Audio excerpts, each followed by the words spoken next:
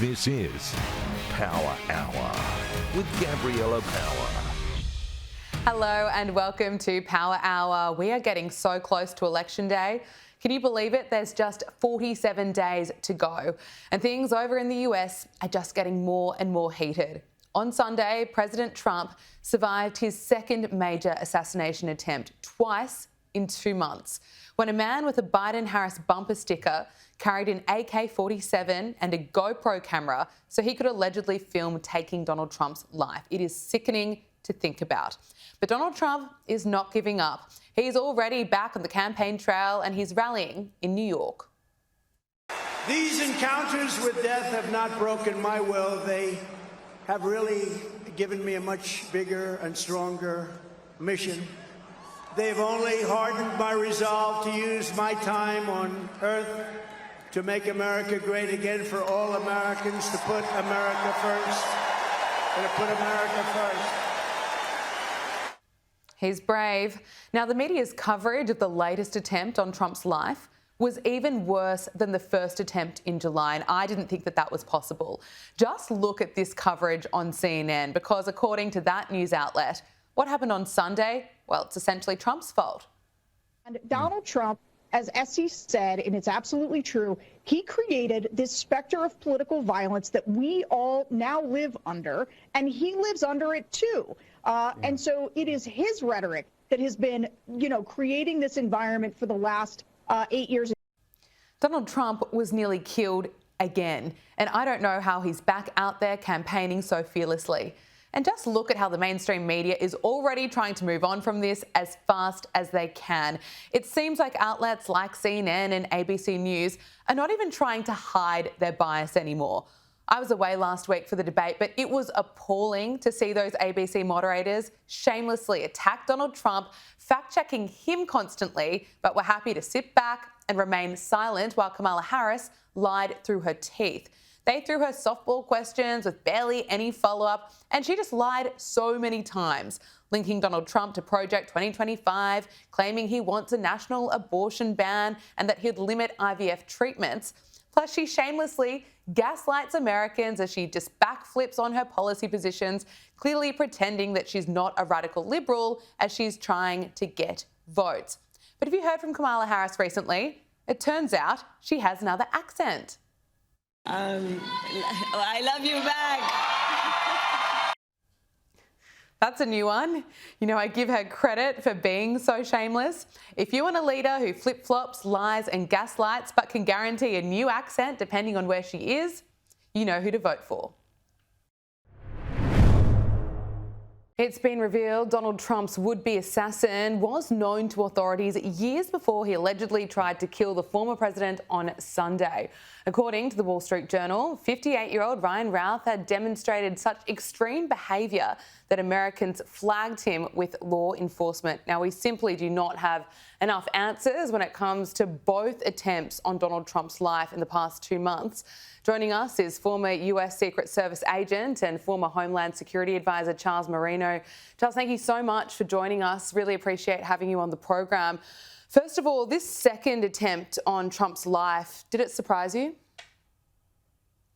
Yes, very surprised. I thought that the agency, the Secret Service, would apply the proper and necessary resources to the threat level that the current former president has. And it appears that that's not the case, that protection still needed to be ratcheted up more. And according to the Secretary of Homeland Security and the acting director of the Secret Service, former President Trump's protection now mirrors that of President Biden. But let's see about that. How desperately do we need security to be boosted? It should have been boosted a long time ago based on the threats coming out of Iran. As you may recall, Iran has made very specific threats to the life of the former president in retribution for the killing of General Soleimani several years ago.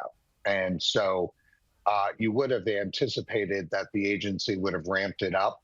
And then after the assassination attempt in Butler, Pennsylvania, and still no. So, the question that the American public has and that I have is what has taken so long to apply these necessary resources to protect the life of the former president? Absolutely. How likely is it that we could see a third attempt on Trump's life? Well, the problem is now perception is that it's quite easy to get next to the former president with a high-powered weapon. And when something appears easy, other people may want to try it. So the Secret Service have placed themselves in a position of which I would never want to see the agency in. So they need to restore deterrence to make sure that all three concentric rings of their security methodology are staffed and staffed well, not just with Secret Service, but also local law enforcement agencies. The New York Post has revealed the first images of Ryan Routh's home in Hawaii. He now faces up to 20 years in prison. Does it concern you that the FBI were warned about his behaviour, yet he was able to get within a couple of hundred metres of the president? It's not surprising that the FBI knew about him, especially based on his involvement in recruiting fighters in Ukraine for approximately 3 months, and also his weapons charges, including a charge of possession of a weapon of mass destruction. We haven't heard many more specifics about that. It's also not a surprise that he's come to the attention of numerous state and local law enforcement agencies here in the United States. What we have not heard about is whether or not this individual was known to the U.S. Secret Service. They have not commented on that yet. Okay, well, look, we've had 2 attempts on Trump's life. We want all leaders, of course, to be safe. Why does this keep happening to Donald Trump? Yeah, well, look, the threat level here in the United States is the highest it's ever been. We face more threats from more places at any time in our history. Domestically, we've got political divisiveness is off the charts, even though there's bipartisan calls for him and others to be well protected by the Secret Service. We really need to tone it down here with respect to the political rhetoric. Because quite frankly, you just don't know the type of people who listen to this. And some may not be of right mind, but still may be able to formulate a plan of attack, which makes them very dangerous. And this not only applies for the former president, but also to other principals within the U.S. government. So everybody needs to be protected. And the Secret Service should be paying attention to the threat level and making sure that they're able to mitigate these threats. Clearly, the Secret Service has been failing. It's been struggling with its communications. Do you think the agency needs to undergo a complete transformation? Well, I can tell you in both situations in Pennsylvania and Florida, we saw success and failure. Unfortunately, the success came at the inner perimeter, the former president's protective detail, who are with him all the time and travel with him. Whenever you see that inner perimeter, that protection detail, have to react and respond the way they did in these 2 latest attempts, that means something has failed and failed horribly wrong in the overall security plan. So the failures are a failure in leadership. They have failed to apply the proper resources that are necessary. They have failed to recognize the significance of the threat level towards the former president well in advance to these attempts taking place. And I can tell you that the feeling is, including my own, is that it is time for the agency to overgo a thorough review and if necessary, a thorough transformation. Do you have confidence that that will happen? Well, these are not 2 good situations which have occurred. These are the worst case scenarios that the Secret Service can face, just short of a successful assassination attempt taking place. So if we don't change leadership now, then when? There are big decisions that need to be made. You know, Congress wants to give the agency more money. They want to make sure that they have the right resources, but you also don't want to send all of these things over there if you don't have the right leadership in place. So that's what really needs to be looked at. I think that's what the U.S. Congress is wrestling with right now, because these failures are just unacceptable, and they should have never have happened. And when these did happen, they exposed other cracks in the system. You brought up communications, rightfully so. Coordination with state and local law enforcement. You know, the Secret Service is responsible for not only creating the overall security plan, but also implementing it. And so when you have a failure, it means that it falls at the hands of the Secret Service. Looking at the first assassination attempt in Butler, it seems like we still don't have many answers. We don't really know a whole lot about Thomas Matthew Crooks. Do you think transparency has been an issue? It has. My fear is that now that we have two events that are only a couple of months away from each other, that now you're going to have these investigations just kind of roll into one of another. They morph into one, and that information isn't going to be shared or as robust as it should be. And we notice that transparency is missing. Congress has been complaining about that, about not getting the information that they need. And we need to make sure that we get to the bottom of both of these. The other thing that shouldn't be happening is the Secret Service should not be reviewing itself after a failure. That should be done by outside agencies and groups. You can't have the organization that has now failed significantly 2 times investigate itself. That flies in the face of common sense. Well said. Look, news just in, the FBI has revealed Iranian hackers sent stolen Donald Trump campaign information to Joe Biden's presidential campaign. Can I get your reaction to this? Well, I've heard this, and obviously we know how prevalent cyber attacks have become, especially on U.S. politicians and political campaigns. It does not surprise me that they chose to go after the former president's campaign in this way. Again, they've called for his killing repeatedly, and so a cyber attack is no surprise. Good for the Biden administration for reporting this, as they should, to the FBI, and that nobody involved, at least as far as we know to date, engaged with this offer of information. So, you know, we need to keep our eye on Iran. They have proven themselves to be an adversary and not an honest one.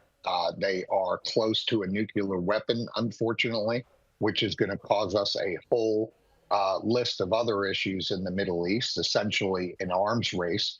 And we know that they meddle through Hezbollah and Hamas when it comes to what's going on with Israel and Palestine. So a lot of problems in the Middle East right now. Iran has filled that vacuum right now in terms of the neighborhood troublemaker. And it's no surprise that they would try and compromise the Trump campaign. Finally, on the situation in the Middle East, can I get your reaction to Israel's attack on Hezbollah? We know at least 20 people have died and more than 400 others have been injured in a second wave of hardware attacks in Lebanon. Here's some vision of that first attack.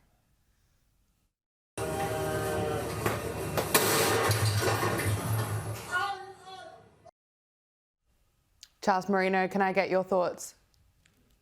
Yes. You know, obviously a significant operation by Israel and the IDF. And what I can tell you is this was a way to exploit the supply chain and obviously arm these pagers and possibly other items with a virus that would cause them to self-destruct, if you will, and cause significant injuries to suspected Hezbollah agents. So a job well done. I expect retaliation from Hezbollah, Hamas, and possibly Iran, because this was a wide-ranging operation that injured many. Looking at retaliation, how quickly would you expect that to take place? Well, it's interesting. We really have not seen a significant retaliation yet from Israel's previous attacks on Hezbollah. So we're kind of building up here, and so it's going to be interesting to see what type of retaliation unfolds or how long it will take. It certainly has been not been a tit for tat where it's been followed up by an immediate response from Iran and their proxies. So we'll have to wait and see. And of course, Israel will have to pay very close attention to the intelligence. Former US Secret Service agent and former Homeland Security advisor Charles Marina, thank you so much for joining us on Power Hour. Really appreciate it. Sure, Gabby. Well, it's no secret the Biden-Harris administration is known for its gaslighting, and another attempt on the former president's life has done nothing to change that. Here is the White House press secretary, Karine Jean-Pierre, continuing to describe Donald Trump as a threat to democracy. Just to clarify, so you're saying that the president and vice president believe that former President Donald Trump should be toning down his rhetoric? So I'll say this. President Biden has been clear-eyed about the threat that the former president represents to our democracy. He's been clear-eyed about that. And when she was pressed on her language, she blames the journalist. It's been only 2 days since somebody allegedly tried to kill Donald Trump again. And you're here at the podium in the White House briefing room calling him a threat. How many more assassination attempts on Donald Trump until the president and the vice president and you pick a different word to describe Trump other than threat? Peter, if anything from this administration, I actually completely disagree with the premise of your question, the question that you're asking. It is also incredibly dangerous in the way that you're asking it. I don't know how anyone can take her seriously anymore. Joining us now is Josh Hammer, Senior Editor-at-Large at Newsweek. Josh, great to speak with you. First of all, can I get your reaction to what happened on Sunday and also how the White House just continues to blame Donald Trump? I grew up a New York Yankees baseball fan.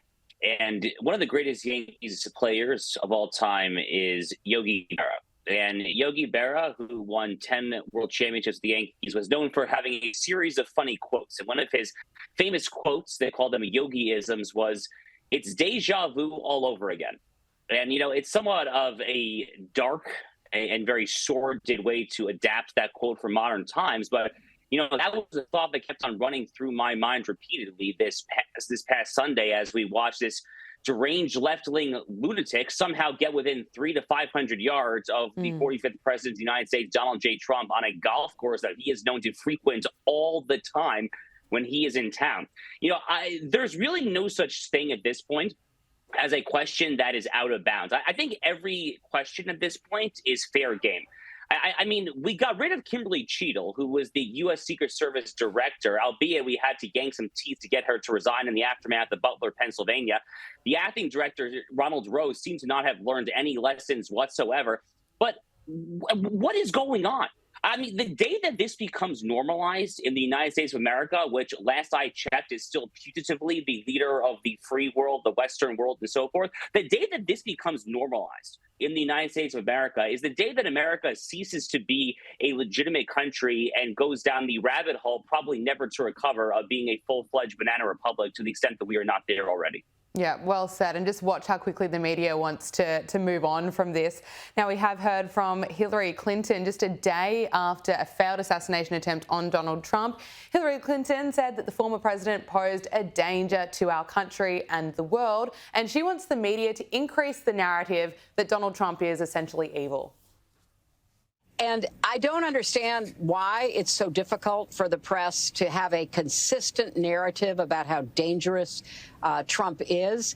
The late, great journalist, Harry Evans, one time said that, journalists should, really try to achieve objectivity. And by that, he said, I mean, they should cover the object. Well, the object in this case is Donald Trump, his demagoguery, his danger to our country and the world, and stick with it. It's so hard to listen to this. Josh, can I get your reaction? Here we are. It's 8 years after Hillary Clinton lost to Donald J. Trump, and she clearly has not gotten over it. I mean, that is my takeaway from Hillary Clinton, of all people, going around the speaking circuit. She actually has a brand new memoir out this month, if I'm not mistaken there. I mean, I don't know who takes Hillary Clinton seriously. Apparently, MSNBC, our left-wing media, at least some parts of it still take her seriously there. But I mean, that's my number one takeaway listening to her speak. I mean, talk about yesterday's news. But, after Butler, Pennsylvania, where it's worth clarifying there. Shots were fired in Butler, Pennsylvania. We lost a heroic man on that field in suburban Pittsburgh on that day.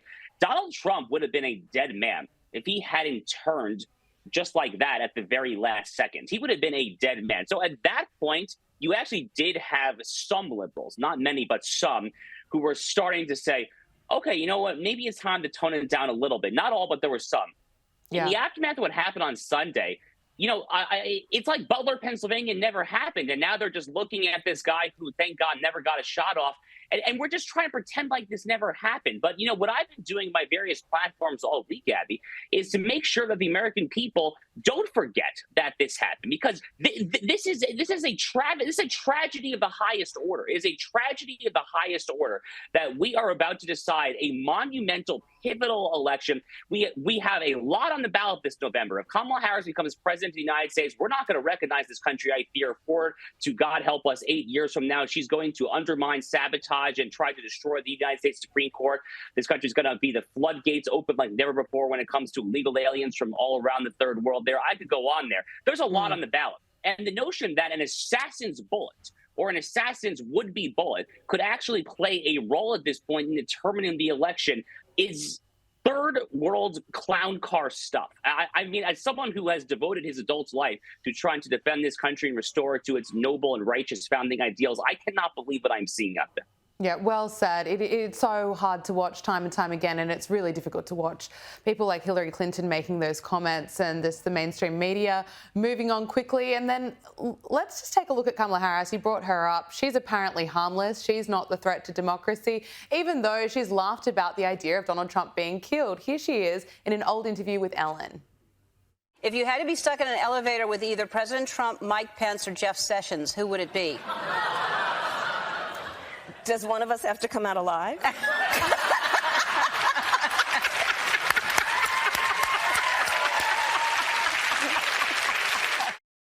Well, she's funny, isn't she? Full of laughs. Yeah, look, what happened on Sunday, Ryan Routh, and, we actually, unlike the 20-year-old Thomas Crooks from July in Butler, Pennsylvania, for Ryan Routh, we actually have a long and prolific social media history. The guy was a deranged, lunatic left-winger. He was citing all the typical left-wing platitudes about how Trump is a threat to democracy, how he is a would-be tyrant authoritarian, how we have to take him out there. But, Gabby, there's actually a long history that very few in the corporate media are willing to discuss about left-wing political violence just over the past 10 to 12 years. In August 2012, a left-wing MSNBC aficionado by the name of Floyd Lee Corkins, who volunteered at a local LGBT center, went to the Family Research Council, a socially conservative Christian organization, with attempting to shoot it up. He was carrying handguns. He actually was carrying Chick-fil-A sandwiches that he hoped to smear on his victims' dead bodies because he was told by the Southern Poverty Law Center that this was an anti-gay group. 5 years later, James Hodgkinson, who was a 2016 Bernie Sanders presidential campaign supporter, also a diehard left-wing MSNBC fan, he tried to shoot up the entire Republican congressional baseball field. He almost killed Steve Scalise, who was then House Majority Whip. Thank God Steve Scalise survived. 5 years later, in June 2022, a young California man by the name of Nicholas Roski, who in his internal messages said that he was going to do everything he could to prevent Roe versus Wade from overturned, he got on a plane, flew to Washington, D.C., got a handgun, got zip tie, duct tape, and all sorts of other burglary tools and accessories and he was trying to then assassinate Justice Brett Kavanaugh, who was viewed as one of these swing votes after the leak of the Dobbs abortion decision. Thankfully, he turned himself in at the last minute and no violence was done. But there is a long and sordid history of left-wing political violence in this country. I could go back even further if I wanted to. That is the real story here. The real story here is that people here in the United States are saying, okay, let's all tone down the rhetoric. I'm good with that. I agree with that. The rhetoric all has really gone out of control. And it's time that we all remember that we are all our fellow American. But we should not pretend that is coming from both sides equally right now, because it is not. The left is the one right now that is actually inciting their fringe nut jobs to try to murder those on the other side. It is not the other way around. And we want all our leaders to be safe, but at the moment it really appears that Donald Trump is clearly the target. Now we're seeing celebrities come out and throw their support behind Kamala Harris. The latest is singer Billie Eilish. She follows Taylor Swift in her support for Kamala Harris. This is what Billie Eilish had to say on X. We are voting for Kamala Harris and Tim Walz because they are fighting to protect our reproductive freedom, our planet, and our democracy. We can't let extremists control our lives, our freedoms, and our future. The only way to stop them and the dangerous Project 2025 agenda is to vote and elect Kamala Harris. Vote like your life depends on it, because it does. The lying and the gaslighting from these celebrities, calling Donald Trump essentially an extremist, linking him to Project 2025. Look, Pharrell Williams has come out saying he wants celebrities to zip it when it comes to politics. Do you agree with him? Yeah, I absolutely do. In fact, my most recent syndicated column, Gabby, was on this exact topic following the Taylor Swift endorsement last week. You know, I think back to a line that Michael Jordan famously said in 1990. He was only 6 years into his NBA career. Michael Jordan came to prominence in the state of North Carolina. He won a national championship playing for the University of North Carolina Tar Heels men's basketball program. And once he was a superstar basketball player for the Chicago Bulls, he was well on his way to becoming a global marketed sports icon. He was asked to weigh in a U.S. Senate race in 1990 in North Carolina. It was a racially charged race. You had Jesse Helms, the Republican, a white man running against a black Democrat. And Michael Jordan, what he famously said, it's one of the most famous Michael Jordan quotes of all. He famously said, "Republicans buy sneakers too." In other words, I'm not going to get involved here. Yeah. And Michael Jordan, to his great credit, he actually doubled down 30 years later in a 2020 ESPN documentary where Barack Obama actually criticized Michael Jordan for not becoming a race activist. And Michael Jordan just said, "I don't really care if Barack Obama's mad at me. I'm just doing the best to sell sneakers." That is what these celebrities should do. Do what is best, or do what is necessary to sell your albums, sell your various wares, your basketballs, your footballs, whatever widget it is exactly that you are trying to sell there.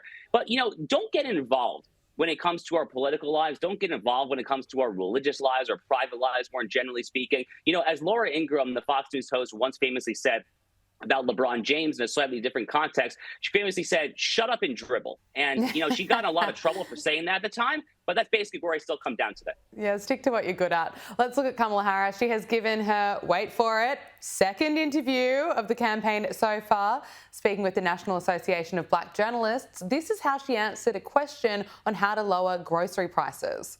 Is the price of groceries still too high? Yes. Do we have more work to do? Yes. And I will tell you, I do believe that I offer a new generation of leadership for our country that is about, in particular, turning the page on an era that sadly has shown us attempts by some to incite fear, to create division in our country. Is she making any sense to you, Josh? No, that's a classic Kamala Harris word salad. You know, if I had a nickel every time she had one of those, then, you know, I would be a very, very wealthy man by now. You know, Kamala Harris has still, to my knowledge, not done a single fully transparent interview with the American press corps. I mean, we are coming up now on 2 months after the bloodless coup of Joe Biden in late July, and she has literally not sat down. And the reason for that is fairly obvious, which is the fact that she is fully incapable of thinking on her feet. That was why in the last debate that we just saw against Donald Trump about a week ago or so, it feels like an eternity has passed because of the assassination attempt, but it was just over a week ago. But in that debate, we saw Kamala Harris in the opening call 20, 30 minutes She was clearly just citing canned, pre-rehearsed lines that she had memorized herself. I mean, look, there's a lot to say about Kamala Harris. She's not exactly a public policy savant. I mean, she doesn't exactly know the finer X's and O's, the crossing of the T's, the dotting of the I's when it comes to economic policy or immigration policy or foreign policy. I mean, this is someone who, about a month after Vladimir Putin invaded Ukraine in February 2022, she had a press conference where she was trying to explain the war, and she said, well, here's what you need to know about the war. Russia is a big country that invaded Ukraine, which is a smaller country.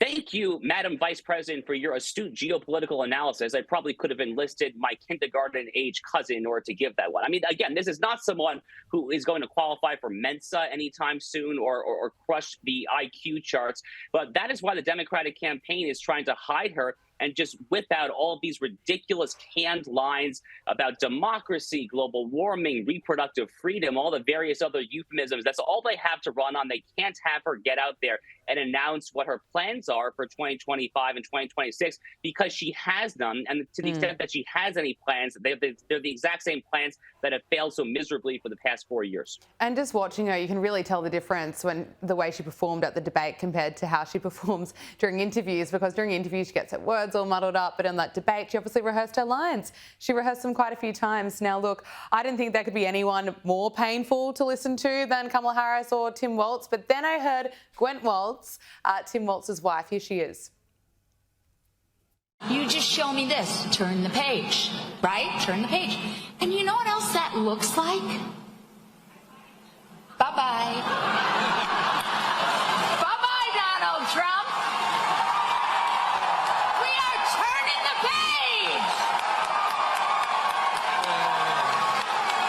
52 days and we are turning the page. 52 days and it is bye-bye, Donald Trump. I actually can't really watch that. It's I don't know if she realizes or not that Donald Trump's not in office. Joe Biden is the president right now, but that kind of acting, I don't even know what that was, but surely it's not helping the campaign.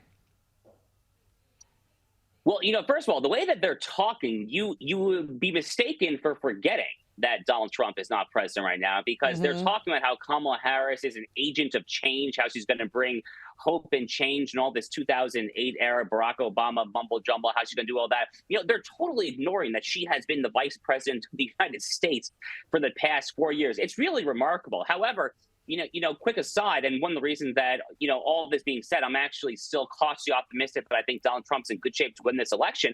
You know, the New York Times had a recent poll where they polled in the crosstabs, who do you view as the better change agent, the bigger outsider in this election? And 53%, give or take, of Americans said that Donald Trump was the change agent, the outsider. Only 25% of Americans said that Kamala Harris was. So, you know, they're trying to gaslight us and make us forget that Kamala Harris is the active vice president and Donald Trump has not been in office for 4 years now. But apparently the American people have not forgotten, which is very much a silver lining and a cause for optimism. You know, Gwen Walz is a lunatic left-winger, though, as her husband, Tim Walz, very much is, too. If you go back to the George Floyd riots, which started right there in Tim and Gwen Walz's backyard in May and June of 2020, that was where the national inferno began, right there in Minnesota. Back then, Gwen Walz was apparently literally encouraging the rioters. She was like shouting out of the window of her governor's mansion, if I remember the factual details correctly, to the rioters to say, you know, go over there. She was there in the great so-called racial reckoning in America from the get-go. She was one of the leading arsonists in what became a sprawling national conflagration, a conflagration that resulted in roughly $2 billion in insurance claims worth of property damage there. These people are radical left-wingers. This is the most left-wing ticket in the modern history of the United States that very much includes Barack Obama, who was no slouch of a left-winger himself. But the Harris-Walz ticket takes this to whole new levels of far left depravity, I fear. Absolutely. Look, finally, let's look at the most recent polling. Kamala Harris has received a bump after that debate and leads the race by 4 percentage points among registered voters. That's according to the latest Economist/YouGov poll. Josh, is that going to last? I don't think so. You know, as I was just saying, I'm actually still cautiously optimistic that Donald Trump is in good shape to win this election. Now, it's going to be very close. I don't claim to be super, super confident in this prediction, but when you go back and look at the 2016 and 2020 elections, pollsters were way, way off. In 2016, Hillary Clinton was leading in all the polls by 7, 8, 9, sometimes even double-digit points. We all know how that ended. In 2020, Joe Biden did end up winning the national popular vote by roughly 4 to 4.5 points.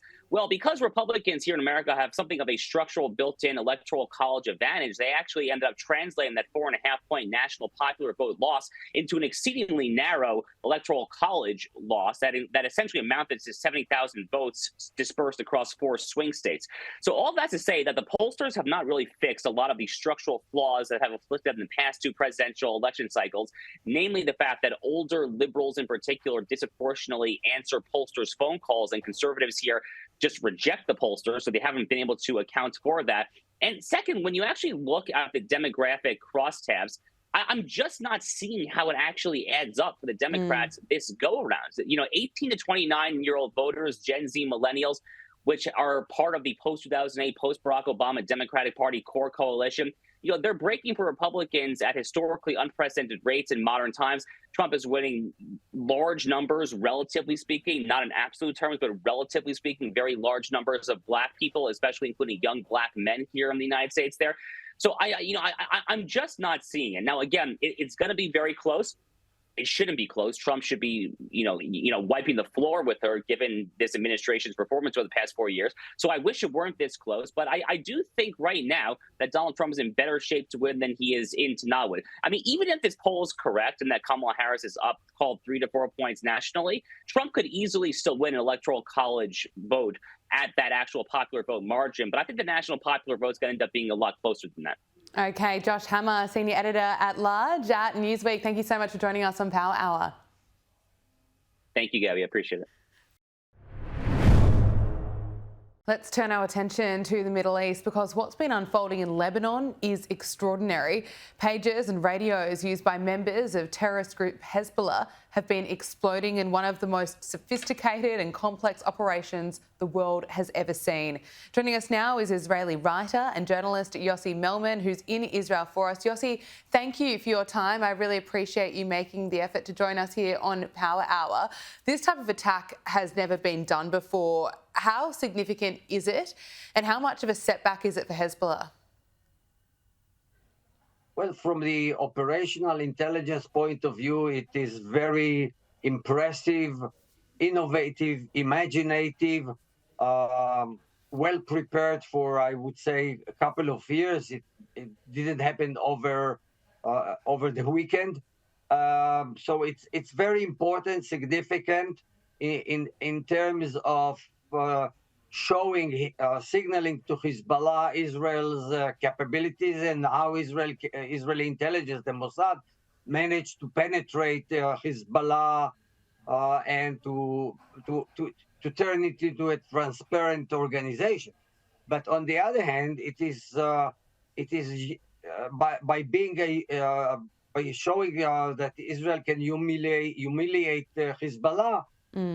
We are getting very closer to a war, not just against Hezbollah, all-out war, but maybe a regional war. This is a very dangerous situation. How close are we to an all-out war, as you put it, and what retaliation could Israel expect? Well, Israel and Hezbollah are already in a tit-for-tat clashes, kind of an attrition war on both sides of the Lebanese border, on the Israeli side and on the Lebanese side.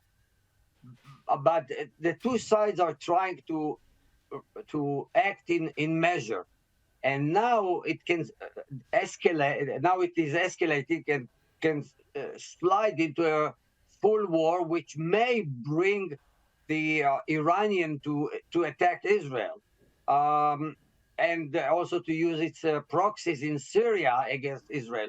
Hezbollah, after the shock and trauma of the last 2 days after these explosions, would retaliate, and they would have to retaliate heavily, and then Israel would have to counter. So we are really very close to a war, and I would also add that it was I think it was wrong to activate these machines, these tools, these pagers and radios, because they were prepared as a to launch a shocking first wave of strike, which would could be or would be followed by airstrike and land invasion. In that sense, Israel, the Israeli intelligence, the Israeli decision makers, Prime Minister Netanyahu wasted this surprise tool because it hasn't been followed up by a military Air Force land attack on Hezbollah.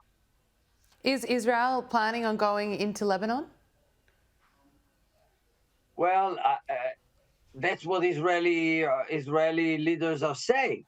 That if the war of that Israel cannot handle and cannot suffer from this low-key war of attrition.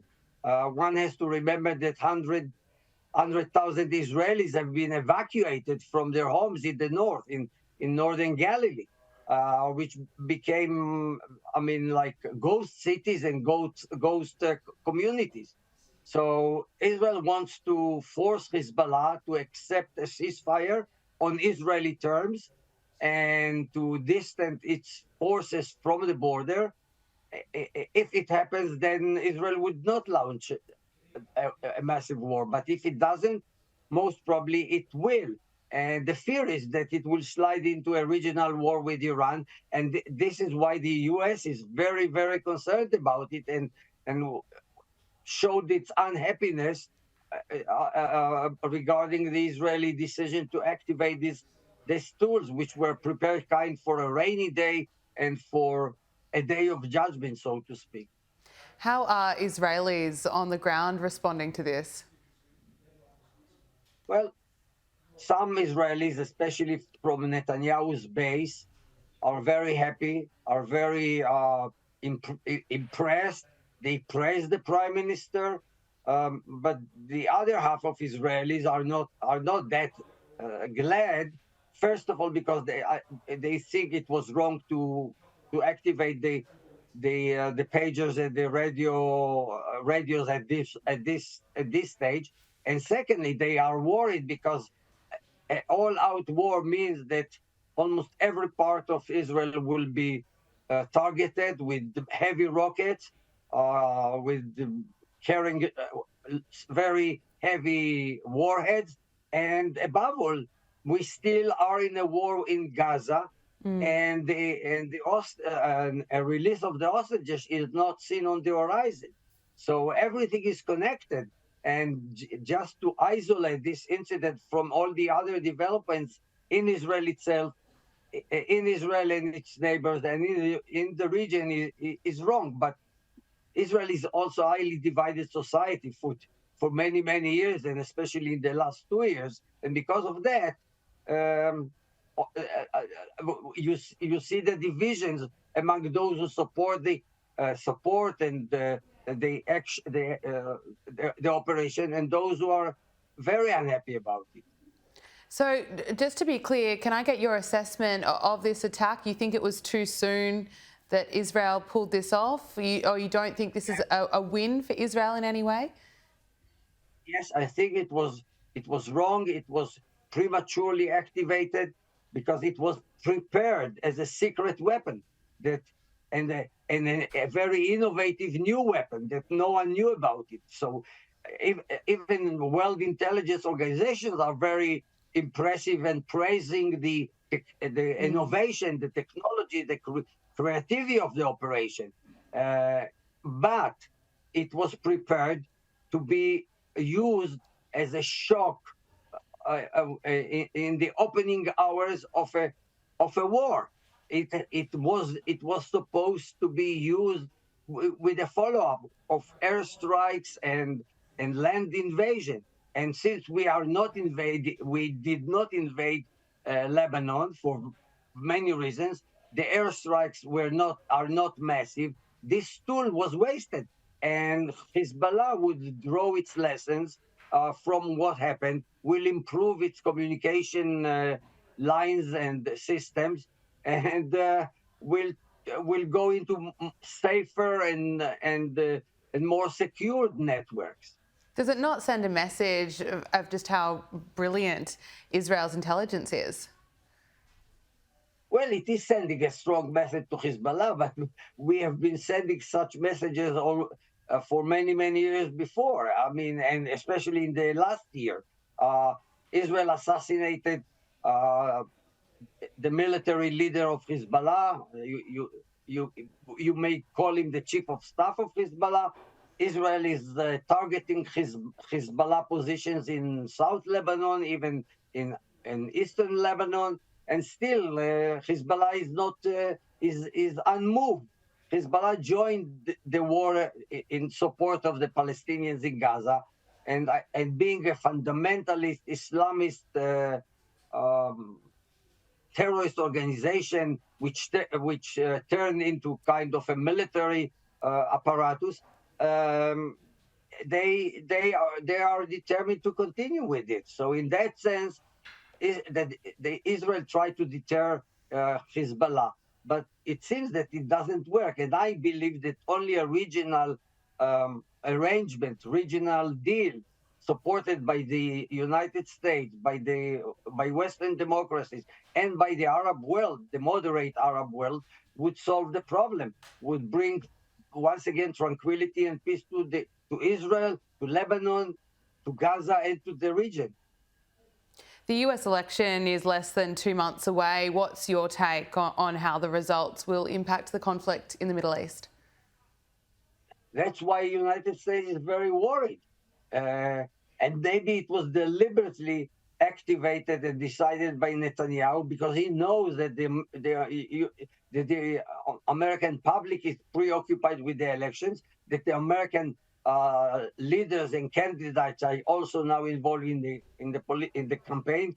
President Joe Biden, Vice President and candidate Harris, and Trump. So maybe Netanyahu thought it's a good opportunity because the Americans, who are anyway standing behind Israel, supporting Israel, supplying Israel with weapons, would tolerate it.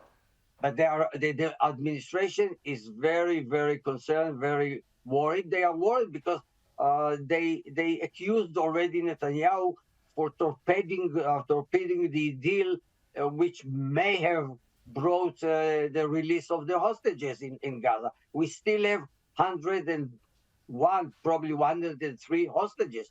Mm.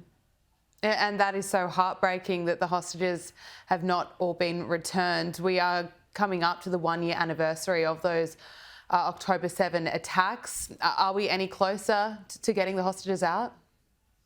No, we are very close. There were a few occasions, few opportunities to clinch a deal, but Netanyahu always put every time Israel and Hamas and with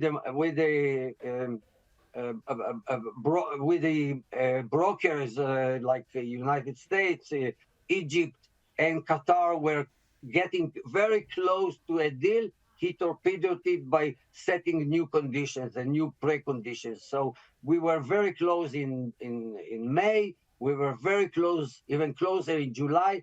But now it's getting distant and distant. We are not close at all. And in a way, the families at least, and some parts of the Israeli public are accusing Netanyahu of deliberately not releasing the hostages or not have intentions to release them because it means a ceasefire, and he doesn't want a ceasefire for his political gains and personal gains. It's a heartbreaking situation. Yossi Melman, Israeli writer and journalist, thank you so much for joining me. Thank you. Time now for the latest royal and entertainment news. Joining us in the studio is News Corp columnist Angela Mollard. Angela, great to see you. Good to see you too. Let's start with Prince Andrew. Another dramatisation of Prince Andrew's infamous BBC interview is out on Amazon today. Here's a quick look. Do you regret any of your behaviour or your friendship with Epstein? Now, still not. Queen is in shock. The bottom line is to ensure that this scandal never touches the crown. I'm fighting for my life here. Whether Prince Andrew's guilty or not, it was the entitlement. He just couldn't help himself. What do I do? You do believe me, don't you?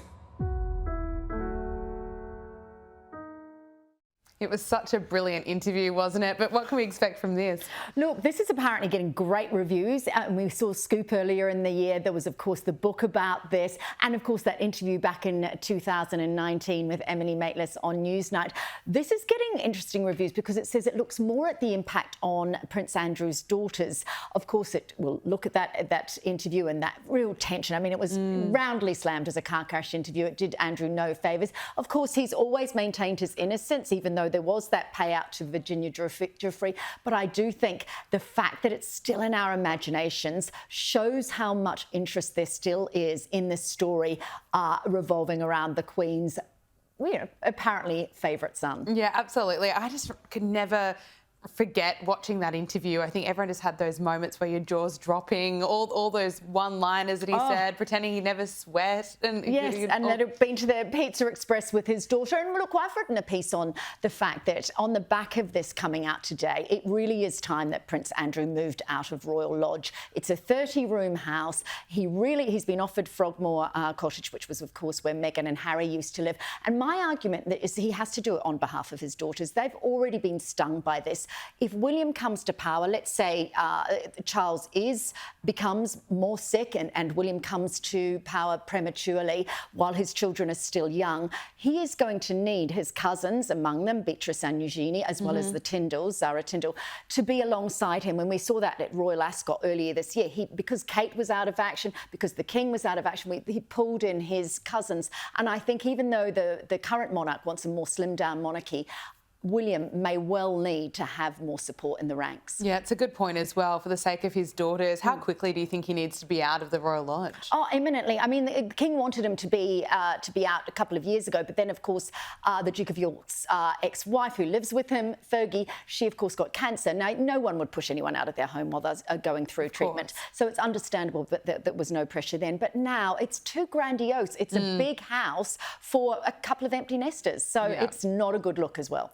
Let's talk about Prince Harry. The royal family have posted this photograph of Prince Harry for his 40th birthday. Look, I want to take a look at it and see, what does that photograph tell you? It's an interesting choice. Obviously, no Meghan Markle there. Absolutely, no Meghan Markle, neither of his children, not that we've seen much of them anyway. But what's interesting about this photo is they had to go back as far as 2018 to find one of him looking really happy. Yeah. So this was taken in Ireland. Not at whinging. An event. Exactly. I know. So to think you have to go about, 6 years to get a picture where he is genuinely happy. Look, it is interesting that they've posted about his 40th birthday. Of course, it's a milestone birthday. But interestingly, they haven't posted about his birthday since 2021. Obviously, in 2022, it was this time of year when the Queen had died. So, of course, they were never going to draw focus away from that event. But look, I do think it suggests there's a slight softening, even if it's just an outward showing one rather than what's happening internally.